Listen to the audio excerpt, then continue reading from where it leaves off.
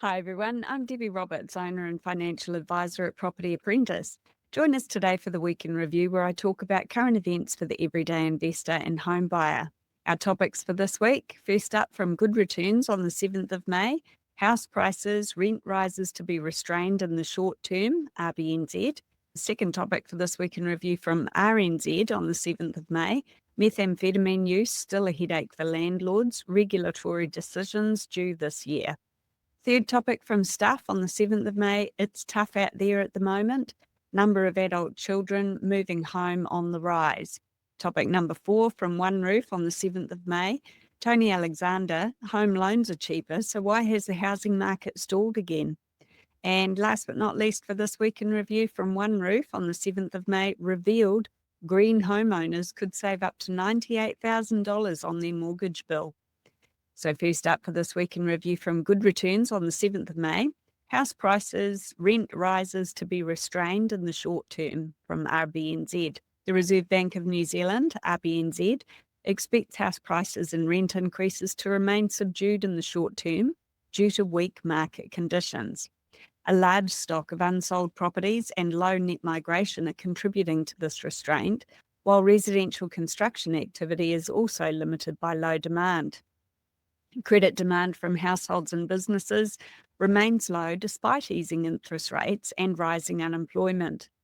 Banks have relaxed pre-sale conditions for some developers to encourage lending, and non-bank lenders, including overseas investment funds, are helping finance new projects. RBNZ noted that although mortgage lending has picked up recently, it remains below pre-November 2021 levels. Much of this activity comes from borrowers switching providers. Investor interest has grown, supported by falling rates and recent policy changes, such as the reinstatement of mortgage interest deductibility and shortening of the Bright Line test to 2 years. National house prices have stayed mostly flat over the past year, still sitting at about 13% below the November 2021 peak. Sales volumes have risen as mortgage rates decline. Despite high interest rates and soft labour and housing markets, household borrowers have shown resilience. Non-performing loan levels appear to have peaked and could decline as debt servicing costs ease. RBNZ highlighted that many borrowers are moving from fixed to floating or shorter-term fixed rates, anticipating further cuts to the OCR, the official cash rate, which currently sits at 3.5%, down from 5.5% last August. Another reduction to 3.25% is expected later this month. Around 60% of mortgage debt is projected to reprice to lower rates within 6 months and 80% within a year. That's a significant amount that's coming up for refixing. New debt to income, or DTI, rules are having minimal effect currently, but Reserve Bank of New Zealand sees them as a safeguard against risky lending if housing demand rebounds. It's also reviewing bank capital requirements, considering more detailed risk weights for residential mortgages. Looking ahead, RBNZ cautioned that global economic uncertainty, including potential US tariffs, could increase New Zealand's risk premium and hinder access to credit. The current account deficit at 6.2% of GDP in 2024 may come under scrutiny.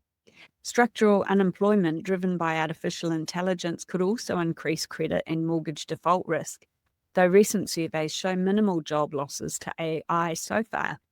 Despite global equity volatility, RBNZ does not expect a significant impact on consumer spending, as KiwiSaver equity holdings are relatively small compared to the $1.6 trillion tied up in residential property. Topic number 2, from RNZ on the 7th of May, methamphetamine use still a headache for landlords, regulatory decisions due this year. 8 years after a government report found no evidence that third-hand methamphetamine exposure causes health issues, and 2 years after regulatory consultation began, uncertainty still surrounds how meth contamination in rental properties should be handled. Recent tenancy tribunal cases show tenants are often being held financially responsible for meth testing and cleanup. In one Upper Hutt case, 5 out of 10 test results exceeded the safety threshold, including a bathroom fan reading of 185 micrograms. Tenants were ordered to pay the landlord's $2,500 insurance excess. A similar case in Kaikoui involved an average contamination level of 21.6 micrograms across 10 samples.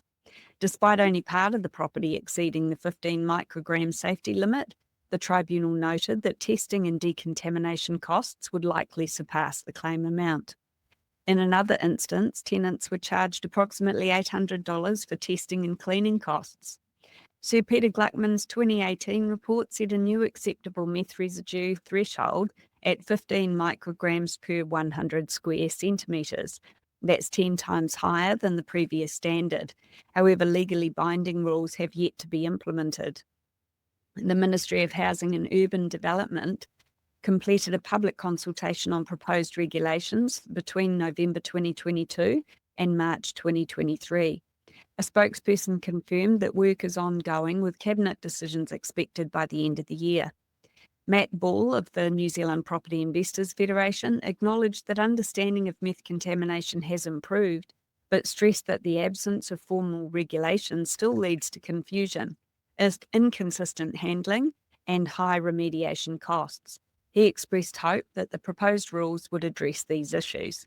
The Insurance Council of New Zealand noted that meth-related claims have remained stable over the past 5 years, covering a range of policies including home, contents, vehicle, and business insurance. While policies tailored for property investors generally include meth contamination cover, standard home insurance may not provide the same protection, especially in cases of short-term rentals like Airbnb. The council advised property owners to check with their insurers to ensure that they have the appropriate coverage. Our advice is still pre-test before you put a tenant into a property so that you've got a baseline reading just in case the tenants do contaminate your property, because if you turn up to tenancy tribunal and you can't prove that it wasn't already contaminated, you might have a tough job trying to get any money out of tenancy tribunal readings. Okay, so yeah, play on the safe side and test before you put tenants into a property to get that baseline. If you'd like to learn more about investing in property, join me at one of our free events called How to Succeed with Property Investing. I'll discuss strategies for successful investing from my perspective as an experienced investor and financial advisor, and all of our free events are available live online. Check out propertyapprentice.co.nz for upcoming dates and register today. We don't sell property, so it's all about increasing your knowledge to reduce your risk.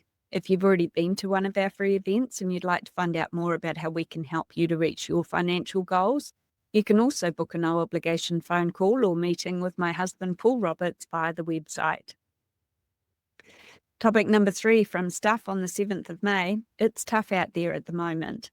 Number of adult children moving home on the rise.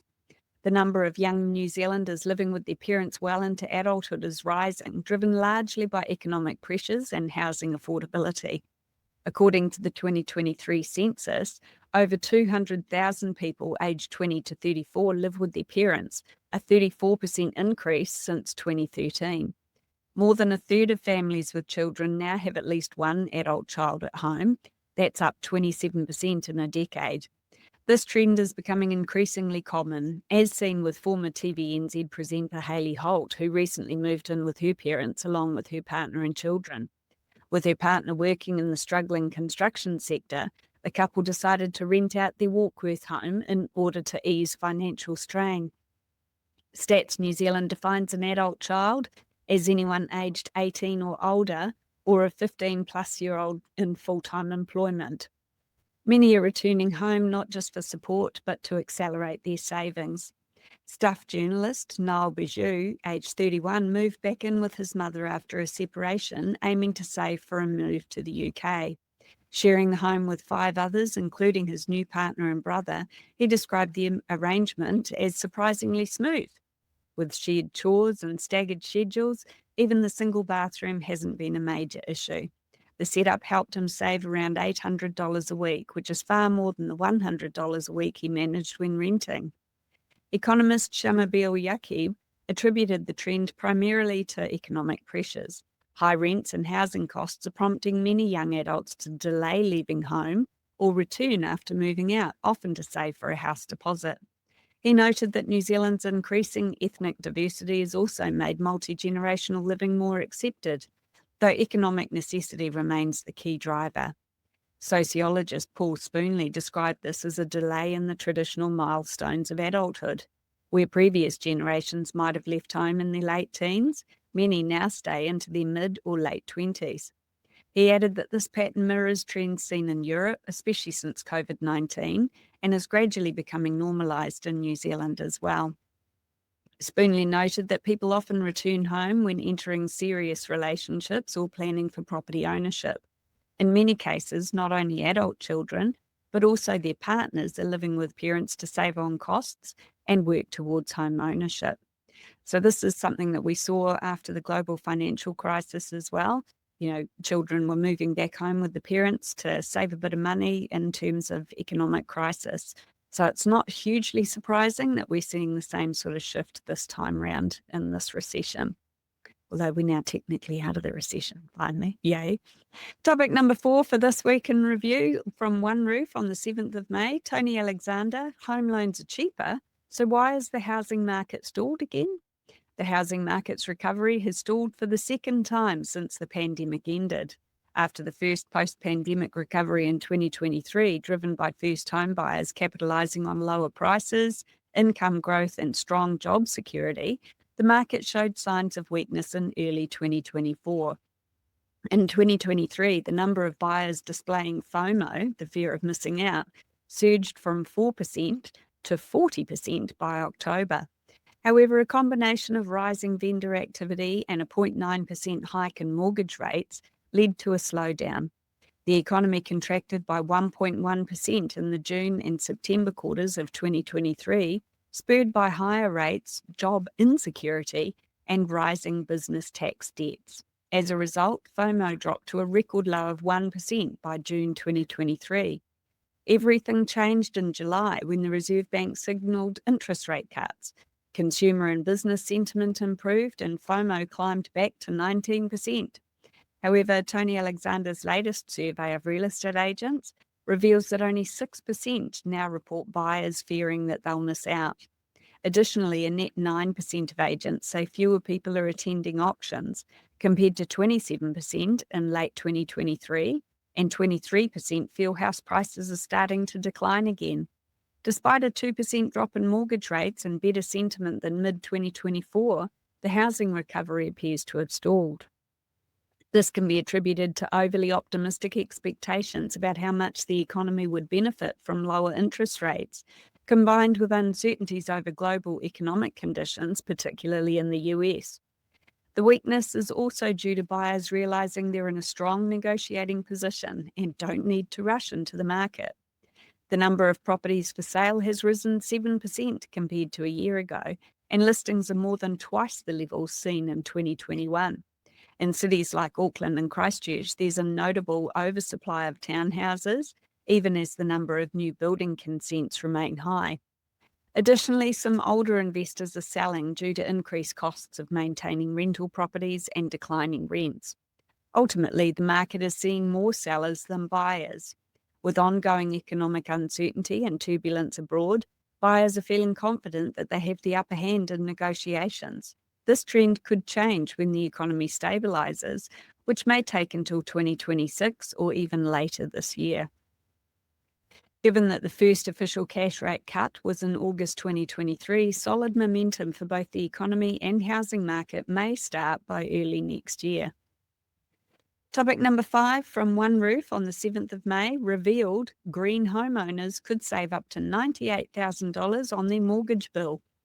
Investing slightly more upfront in a Homestar rated home can save homeowners tens of thousands of dollars over the life of a mortgage, according to new research from Infometrics. The study found that although building a Homestar home typically costs between 0.5% and 1% more, the long-term financial benefits significantly outweigh the initial investment. Homeowners could save up to $98,000 over a 30-year loan term through a combination of discounted mortgage rates and lower energy costs. Despite the advantages, only 13% of new homes consented in 2020, that's around 5,000 dwellings, were Homestar certified. However, awareness is growing. Infometrics CEO Brad Olsen said the findings should encourage more New Zealanders to consider green certified homes, even amid challenging economic conditions. He noted that these properties offer both financial and environmental advantages, describing them as a housing match made in heaven. Homestar certified homes, endorsed by the New Zealand Green Building Council, the NZGBC, are designed to be warmer, drier, healthier, and more energy efficient. Olsen pointed out that these homes can qualify buyers for mortgage discounts, such as ANZ's Healthy Home Loan Package, which offers rates 25% or 0.25%, below standard specials. 25% would be great, but no, 0.25% below standard specials. Over the course of a typical mortgage, this could save buyers around $40,000. Although energy savings are smaller in comparison, they still provide value, averaging $435 annually for a standalone home. Rising electricity prices could increase those savings to between $580 and $900 a year by 2050. Over time, total savings from mortgage interest and power bills could range from $62,800 for a terraced house in Auckland to as much as $98,000 for a standalone home in Wellington, for example. Olsen emphasised that while buyers may pay more initially, they usually recoup that investment within a few years and ultimately come out financially ahead. He also noted that one reason more homes aren't built to Homestar standards is the general lack of public awareness about the financial incentives. At present, ANZ appears to be the only bank offering mortgage discounts for green homes. Olsen believes more banks will follow, as the model supports both sustainability goals and customers' financial well-being. Andrew Eagles, CEO of the NZGBC, added that the perception that sustainable homes are more expensive to build is misleading.